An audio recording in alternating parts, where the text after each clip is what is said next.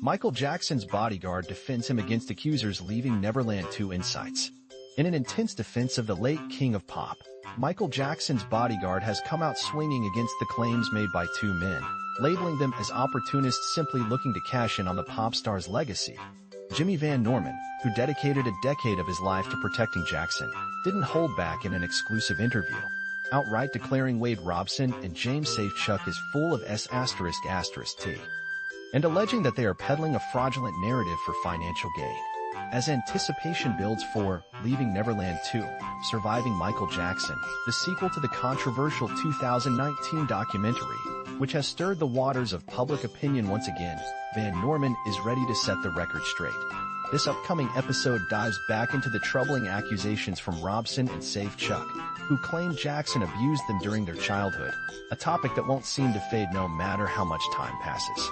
Van Norman, however, stands firm in his conviction that he never saw anything inappropriate during his time at Neverland Ranch in the 80s and 90s.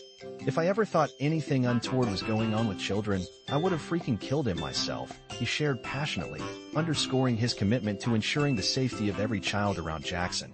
He continued, "No doubt about that. I was never going to put up with that. And other guys that worked there, too, would have done the same thing." Despite the ongoing legal battles stemming from these allegations, which have seen both men temporarily dismissed from court before being reinstated, Van Norman reflects on his experiences with Robson and other children, painting a picture of carefree joy rather than any hints of misconduct. Robson often visited with his mother, appearing happy and caught up in the vibrant atmosphere of Neverland.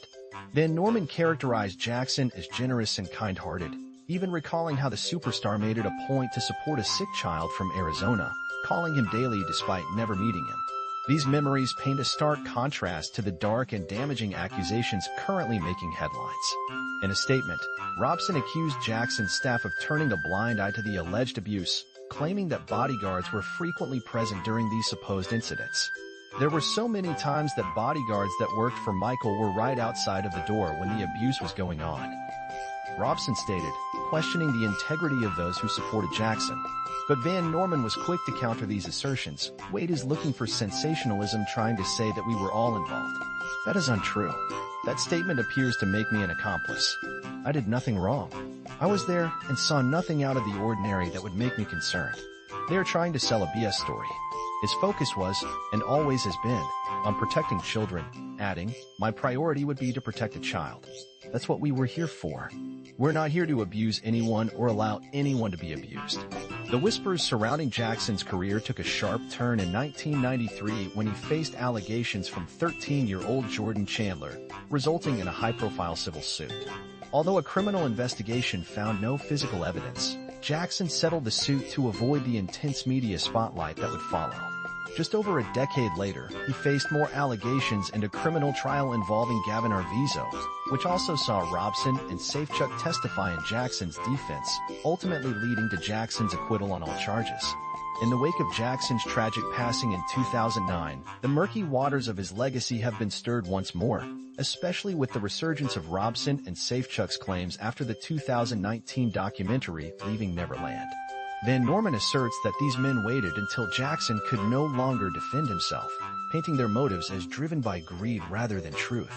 They waited until after Michael died because he could not defend himself. Wade is someone who thinks everybody owes him. Nobody owes him a dime. It is a money grab, he stated.